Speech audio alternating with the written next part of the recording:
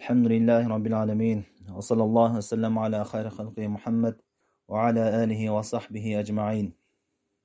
İnşallah bugün Manhaj-ı Salikin kitabının sabağımızda ulantabız. Tilekке karşı бұл sabaq көптен beri to'xtab qoldi ele. İnşallah bugünden başlap her bir cuma günü ulantabız inşallah. Бұл sabaqda namaz kitabında to'xtaganбыз. Tag'rag'i namazды buzuvchi жана андагы макрух амалдар. Ошол жерге келип, ошол темага токтогонбуз. Эми бул сабакка чейинки өткөнкү сабактар 18 сабак бул каналда жазылган, бардыгы YouTube'да да бар, жана ушу Telegram каналында дагы жазылган, түшүрүлгөн. Бул сабактар бири-бирине байланыштуу болгон себептүү ошол өткөн сабактарды бир сере угуп чыксаңыздар жакшы болот. Себеби сабактар бири-бирине өткөн байланышкан маселелер бар. Ошолорду эстеп кайталоо иретинде бир сере кайталап угуп чыксаңыздар жакшы иншалла. Маселелер бири-бирине байланышып кетет. Бүгүн ушул бөлүмдөн баштайбыз. Бул алмайт жатат. Бул китеп башында айтып өткөндөй Абдурахман Саади рахимахуллахтын китеби. Бул бөлүмдө айтат: "Бабу муфсидатис-салат ва макрухатиха". Намазды бузуучу жана анда макрух болгон иштер жөнүндө дейт. Ошондой бөлүм. Андан кийин айтты: "Табтулус-сала битарки рукунин". Намаз кайсы нерселер менен бузулат? Эң биринчи эскерди, намаздын рүкүндөрүн таштоо менен. Биз аны намаздын фарыздары жана рүкүндөрү деп айтып өткөнбүз. Кээ бир алымдар рүкүндөрдү фарыз деп аталса, кээ бир алымдар рүкүн деп аташат. Намаздын түркүгү деп аташат. Ошол намаздын түркүктөрүн, рүкүндөрүн бирөөсүн таштаган болсо, анда ал намаз бузулат деди. Намаздын рүкүндөрүндө кыскача эскерип өтөйлү. Биринчиси кыям, туруу, намазга туруп окуу жана экинчиси такбиратул ихрам, Аллаху акбар деп такбир кагуу. Үчүнчүсү кыраатул фатиха, Фатиха сүрөсүн окуу. Төртүнчүсү рүку кылуу. Бешинчиси рүкүдөн кайра туруу. Алтынчысы сажда кылуу. Жетинчиси саждадан кайра туруу. Сегизинчиси эки сажданын ортосунда отуруу. Тогузунчусу туманина деп коет. Ошол тынчтануу менен кылуу, шашпастан ар бир амалды тынчтануу менен кылуу. 10-чусу ат-ташаххудул ахир. 2 рекеттик намаз болсо, акырында ташаххудка отуруу, же 4 рекеттик намаз болсо, ошо акыркы ташаххудду окуу. Андан кийин 11-чиси ошо ташаххудка отуруу өзүнчө. Ташаххудду окуу болсо, ташаххудка отуруу бул да өзүнчө фарыз, рүкүн. Андан кийин 2 салам, андан кийин ушул амалдарды тартип менен аткаруу. Ушулар кыскача намаздын рүкүндөрү, намаздын фарыздары. Ушул амалдардын бирөөсү таштала турган болсо, кудурети жетип туруп ушул амалдардын бирөөсүн таштап кое турган болсо, анда ал намазы бузулат деди. Мисалы үчүн намазга турганда Аллаху акбар деп такбиратул ихрамды айтпай эле Фатиха менен баштап кеткен болсо, анда ал намазы жараксыз болот. Сөзсүз түрдө ошону кылуу менен гана толуктанат дейт. Бул жөнүндө мурунку бөлүмдө сужуду сахв, адашканда сахв кылуу жөнүндө, сажда кылуу жөнүндө айтып өткөнбүз. Эгерде рүкүндөрдү таштап койгон болсо кандай кылып толуктайт? Ал жөнүндө мурунку сабакта айтып өткөнбүз. Эми ушулардын бирөөсүн атайлап таштап койгон болсо, анда намазы жараксыз болот. Бирок унутуп таштап койгон болсо, анда ошол рекети жараксыз болот да, анын ордуна рекетти толуктайт деп мурунку сабакта айтып өткөнбүз. Бул намазды бузуучу биринчи амал ушул, рүкүндү таштоо. Кайсы бир рүкүндү таштаган болсо, анда ал жараксыз болот. Андан кийин айтып жатат: "Ау шартин", же болбосо намаздын шарттарын таштаган болсо дейт. Намаздын шарттарында өткөнбүз. Намаздын шарттары эмне? Тазалык болуш керек, даарат болуш керек, нажас болбош керек. Пайгамбар саллаллаху алейхи ва саллям хадисте айтат: "Ла якбалуллаху салата ахадикум иза ахдаса хатта ятавадда". Бухари жана Муслимде келген хадисте Аллах Таала силердин намазыңарды кабыл кылбайт, эгерде дааратсыз болгон болсо, даарат алмайынча дейт да. Намаз окуп атканда даараты сынып калган болсо, анда анын намазы бузулат. Бул намаздын шарттарынан, даарат болуу намаздын шарттарынан. Ошол намаздын шартынын бирөөсү жоголуп калган болсо, анда намаз бузулат. Жана ошондой эле нажас болуп калса, кийими намаз окуган жери таза болуш керек деп айтканбыз намаздын шарттарынан. Эгерде нажас болуп калган болсо, намаз окуп атканда кийимине нажас тийип кеткен болсо, анда намазы бузулат. Эгерде ошону дароодо оңой жол менен тазалоонун мүмкүнчүлүк болбогон болсо. Анткени аны жууп, тазалап келиш үчүн басып, кыймылдап, кыбладан бурулуп көптөгөн аракеттер болот. Ошон үчүн намаз бузулат. Жана ошондой эле намаздын шарттарынан авраттын жабылуусу деп айтканбыз. Авраттын, эркектин авраты канчалык жана аялдын авраты канчалык, анын чегин да айтып өткөнбүз. Ошол аврат ачылып кала турган болсо намазда, анда ал намаздагы бузулат. Эгерде атайлап ачкан болсо, анда бузулат. Бирок атайлап эмес, шамалдан бирдеке болуп ачылып кеткен болсо, кичинекей болуп ачылып калды. Мисалы үчүн саждага барганда бир аз кичинекей ачылган болсо, алымдар эки абалда бузулбайт деп айтышат. Эгерде бир аз эле адат боюнча кичинекей деп билсе, кичинекей жери ачылып калган болсо, анда бузулбайт дейт. Жана ошондой эле чоң ачылса дагы, көбүрөөк ачылган болсо дагы, дароодо жапкан болсо, атайлап ачкан эмес, кокусу ачылып кеткен болсо, ошо жерин дароо жапкан болсо, анда ал дагы бузулбайт деди. Бирок атайлап ачкан болсо авратыны, анда намаз бузулат. Же болбосо чоң ачылган болсо, атайлап ачпаса да чоң ачылып кетти, анан аны дароо жапкан эмес болсо, анда да бузулат. Бирок кичинекей эле ачылган болсо бузулбайт, же чоң ачылган болсо, дароо жапкан болсо, кокусу ачылып кеткенде дароо жапкан болсо, анда дагы бузулбайт. Эмне себептен? Анткени авратты жабуу бул намаздын шарттарынан. Шарттардын бирөөсү жок болгон болсо, анда намаз бузулат. Андан кийин айтып жатат, кыбладан башка жакты карап алуу, бурулуп кеткен болсо, кыбланы карап окуш керек да намазды. Кыбланы кароо дагы намаздын шарттарынан. Башка жакты бурулуп кеткен болсо, анда дагы намаз бузулат. Жана ошондой эле нажас, буну айтып өттүк, нажас тийген болсо, аны дароо алып таштабаган болсо, денесине мисалы үчүн чачырап бирдеке нажас чачырады. Ошону дароо алып коюуга мүмкүнчүлүк болгон болсо, же кийимин чечип коюуга мүмкүнчүлүк болсо, ичинде башка кийим болуп, анда бузулбайт. Бирок нажас бойдон намазын улантса, анда бузулат. Жана ошондой эле намаздын шарттарынан ниет кылуу дегенбиз. Ниет бул жүрөктөн болот. Ошол ниетин бузган болсо, мисалы үчүн бир рекат намаз окугандан кийин болду, намазымды буздум деп ниет кылган болсо, жүрөгүнөн сыртка чыгам деп ниет кылган болсо, ошонусу менен салам бербесе деле, башка аракеттерди кылбаса деле, жүрөгүнөн ниет менен бузуу менен намаз бузулат. Бул алымдардын арасында талашсыз болгон, ижма болгон маселелерден. Ушул эки намазды бузуучу эки амалды эскерди. Биринчиси рүкүндөрдү, фарыздарды таштоо, экинчиси шарттарын таштоо. Андан кийин бул алым айтты: وهو يقدر عليه عمدا أو سهوا أو جهلا إذا لم يأتي به. Фарыз менен шартты таштаганда ошого кудурети бар болсо дейт да, ошондо бузат dedi. Мисалы үчүн туруп окуй албады, оорунун себебинен отуруп окуса, анда намаз бузулбайт, намаз жарактуу боло берет. Кудурети бар болуп туруп ошолорду аткарганга, ошолорду атайлап таштаса, ошондо бузулат dedi. Же болбосо унутуп калып таштаган болсо дейт. Унутуп калып таштаган болсо, биз айтып өткөнбүз, унуткан болсо, фарыздарды таштаган болсо, анда ошол фарызды аткарат дагы, кайра ордуна сажда сахв кылат деп мурунку сабакта өткөнбүз. Атайлаган болсо бузулат. Унутуп калган болсо, эми шарттарында болсо, шарттарын унутуп калган болсо, мисалы үчүн даратсыз намаз окуп алды, же кийиминде нажас бар, аны билет, анан унутуп калып туруп намаз окуп алган болсо, анда сөзсүз түрдө кайтарып окуш керек. Шарттарыны унутуп калып таштаган болсо, аны сөзсүз түрдө кайтарып аткарыш керек. Же даратсыз окуп алган болсо, кийин эстеп калды дараты жок экен окуп бүткөндөн кийин, анда кайтарып окуш керек. Андан кийин айтты, жахлан дейт. Бул алым айтты, шарият өкмүн билбей туруп кылып алган болсо да, анда сөзсүз түрдө аны кайтарып окуш керек деп атат. Бирок экинчи ой бар алымдарда. Эгерде шарият өкмүн билбей туруп туура эмес амал аткарып алган болсо, ал кайтарып кылынбайт. Мисалы үчүн бирөө намаздын фарыздарын толук билбейт.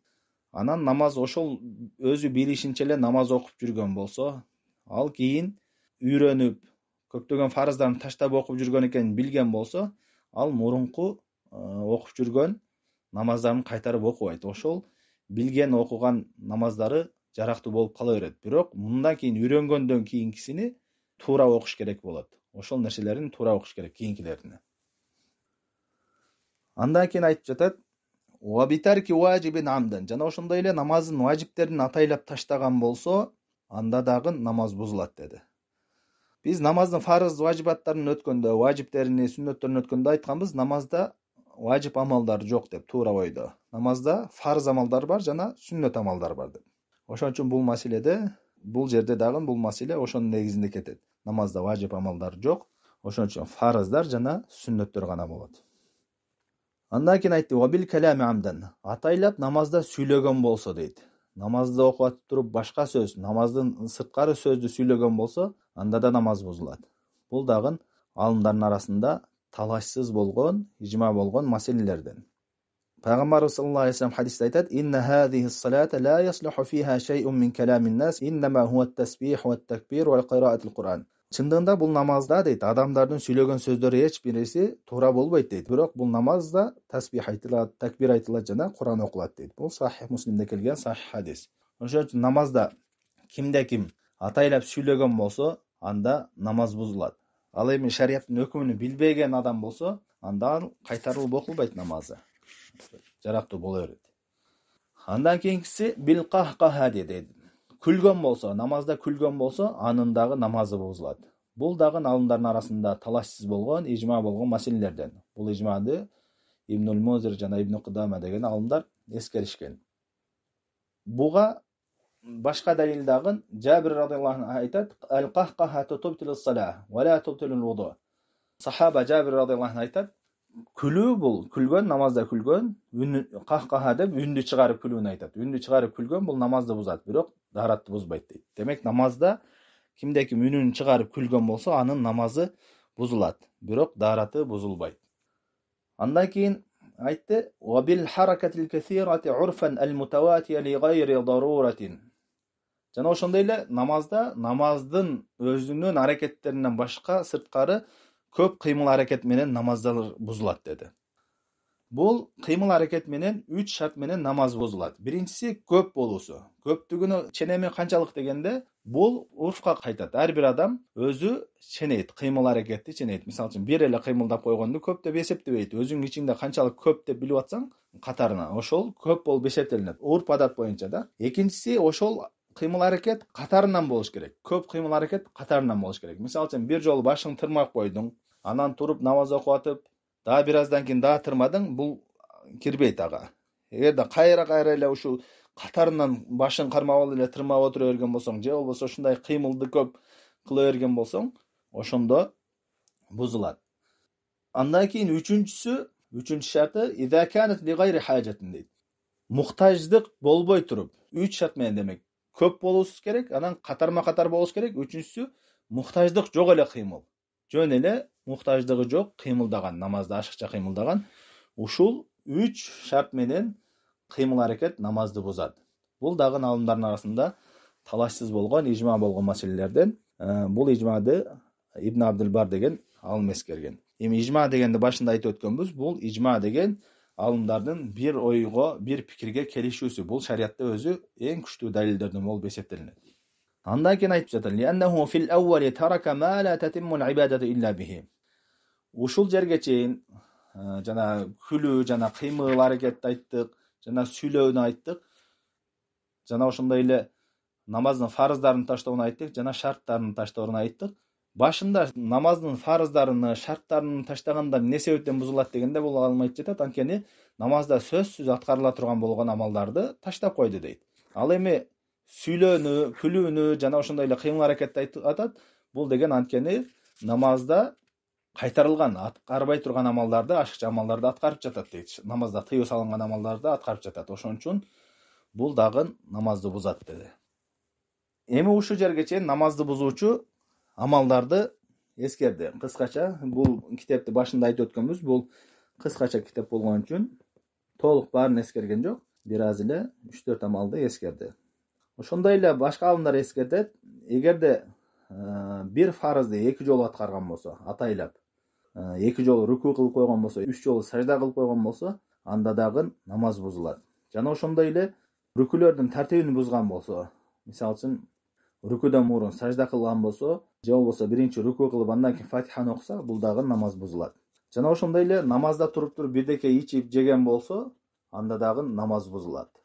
Бул дагы алымдардын арасында бул маселелер талашсыз болгон ижма маселелерден. Андан кийинки бөлүмгө өттү. Бул намазда макрух болгон. намазды бузбайт, бирок намазда тыюу салынган амал бар. Кылган болсоң, шариатта жаман көрүлгөн амалдардан. Биринчиси ал-илтифату фис-сала. Намазда көзүңдү нары бери жүгүртүп, эки жакты караган. Өзү намазда турганда сажда кылган жериңди карап туруш керек. Ошол сажда кылган жерди карабастан, нары бери карап, алаксыган бул намазда макрух болгон амалдардан. Пайгамбар саллаллаху алейхи вассалам бул жөнүндө сураганда айтат: "Хуа ихтиласун яхталиху шайтан мин салатил абд." Бул Бухариде келген хадисте айтат: адам баласынын ушу намазда эки жака алаксыганы ал адамдын, мусулмандын намазынан шайтандын урдагандыгы дейт ал. Шайтан ошентип азгырып урдагандыгы дейт. Демек намазда сажда кылган жерди карап, эки жакты карап алаксыбастан туруш керек. Эгерде эки жакты караганда бурулуп, денеси кыбладан башка жака бурулуп кеткенге чейин бурула турган болсо, анда намаз бузулат. Анткени кыбланы кароо бул намаздын шарттарынан. Бирөө кыбладан да бурулуп кеткидей караган болсо, алды денеси менен, анда намаз бузулат. Бирок көзү менен, башы менен карай турган болсо, ал макрух болуп эсептелет. Жана андан кийинки айтып жатат: "Ва юкрахул абас." Ошондой эле намазда алаксыган, кандай бир нерселерге алаксыган бул дагы макрух дейт. Эмне себептен? Анткени намазда хушу, берилүү менен окуу керек. Эгерде башка нерселерге алаксыган болсо, ушул берилүүнү бузат. Ошол себептен намазда кайдыгер карап, башка нерселерге алаксуу дагы макрух болуп эсептелет. Бул дагы алымдардын арасында макрух экенинде талаш жок. Үчүнчүсү вавад ал-яд аль-хасира. Ошондой эле колуну, эки колуну белине кармап алып турган. Белин таянып туруп алса намазда, бул дагы макрух амалдардан. Пайгамбарыбыз саллаллаху алейхи вассалам хадисте, Муслимде келген хадисте, Бухари Муслимде келген хадисте, ушул Абу Хурайра радhiyallahu anh риваят кылат: "Нахан наби саллаллаху алейхи вассалам ан юсалли ар-раджула мухтасиран." Пайгамбар саллаллаху алейхи вассалам намазда ушу эки белди кармап алып туруудан кайтарды дейт. Буну алымдар макрух деп айтышат. Жана айтат: "Ва ташбик асабиhi." Ошондой эле колдоруну манжаларына бири-бирине киргизип алып туруу намазда. Бул дагы макрух. Ошондой эле намазга баратканда дагы жолдо манжаларын бири-бирине киргизип алуу бул дагы макрух амалдардан. Бул жөнүндө да хадис келген: "Ва шаббака байна асаби." Ушул Пайгамбар саллаллаху алейхи вассалам манжаларды бири-бирине киргизүүдөн кайтарган. Намазды күтүп отурганда кайтарган. Эми намазды күтүп отурганда кайтарган болсо, алымдар айтат, намазда кылуу бул андан да жаманыраак дейт да. Жана ошондой эле ва фарqa'atiha дейт. Колдорду мындай кырсылдатып, манжаларын тартышып, кырсылдатышат кээ биркилер. Намазда турганда же болбосо ушул адат болуп калганда, ошол адатыны намазда турганда да кылышат. Бул дагы макрух амалдардан. Алтынчысы ва ан яджлиса фиha muqa'iyan ka'iqa'il kalb дейт. Ошондой эле намазда отурганда ит сыяктуу отуруу дейт да, иттин отуруусу сыяктуу. Бул кандай отуруу дегенде, жамбашыны жерге тийгизип, эки бутуну эки жака чыгарып алып, жамбашын тийгизип, колун жерге коюп отуруу. Иттин отурушу сыяктуу отуруу бул дагы макрух. Бул дагы Абу Хурайра радhiyallahu anh риваят кылган хадисте Пайгамбар саллаллаху алейхи вассалам ушул ит сыяктуу отуруудан кайтарган дейт. Жана ошондой эле 3 нерседен кайтарган дейт. Тоок чокугандай чокуган. Тоок мындай кайра-кайра жерге уруп чокуйт да эмесине. Сажда кылганда ошондой сажда кылуудан кайтарган, жана ошондой эле ит сыяктуу отуруудан дагы кайтарган. Жана ошондой эле түлкүнүн эки жакты караган сыяктуу алаңдап карагандан кайтарган дейт да. Жана андан кийинкиси, жетинчиси ва ан ястакбила ма юлхихи. Өзүнү алдында намаздан алаксыта турган нерселерди кароосу дагы. Ошол нерсени карап окуу дагы. Алдыңда бир намаздан алаксыта турган нерселер болсо, ошондой нерселерди коюп алып окуган дагы бул макрух дейт. Мисалы үчүн сүрөт болгон болсо, гүлдүү нерселер, кыскасы алдыңда турган нерселер кандай гана нерсе болбосун, сенин ой намазда берилүүңдү буза турган болсо, жада калса бир адам отурган болсо, жүзүнө карап, адамдын жүзүн карап, алдыңкы сабыңда отурган болсо, сенин карап отурган болсо, ошону карап окуу дагы макрух дейт. Анткени ал адамды намазда берилип окуудан алаксытат. Намазды берилип окуу бул сүннөт. Эми ошо сүннөткө каршы болгон, алаксыта турган бардык нерселер алар эмне? Макрух болуп эсептелинет. Жана ошондой эле айтып жатат, 8-инчиси адамдын жүрөгү, ой пикири, ордунда болбогон абалда намаз окуусу макрух дейт. Буга мисал катары дараты кыстап атканда же болбосо тамак даяр болгондо деди. Тамак даяр болгондо эки абалда эскерди, мисал катары ошолор дагы макрух дейт.